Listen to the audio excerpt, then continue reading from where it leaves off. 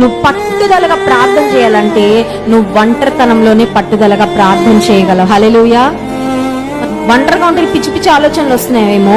నీ ఒంటరితనాన్ని నువ్వు దేవునితో ఒంటరి ప్రార్థన చేయడానికి ఒక చక్కని సమయంగా వినియోగించుకుంటే నీ ఒంటరితనం నీకు శాపం అవ్వదు, నీ ఒంటరితనం నీకు ఆశీర్వాదం అవుతుంది. హల్లెలూయా.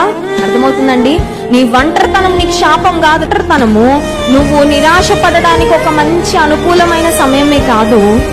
ఒంటరితనము నువ్వు పిచ్చి పిచ్చి పనులు చేయడానికి ఎవరు లేనప్పుడు చేసే రహస్యమైన పాపాలకు అనువైన స్థలముగా నువ్వు తీసుకోవద్దు. కానీ ఒంటరితనము నీ ప్రభువుతో ఒంటరిగా నువ్వు ప్రార్థన చేయడానికి వినియోగించుకుంటే నీ ఒంటరితనం నీకు శాపం కాదు, నీ ఒంటరితనం నీకు ఆశీర్వాదం. హల్లెలూయా.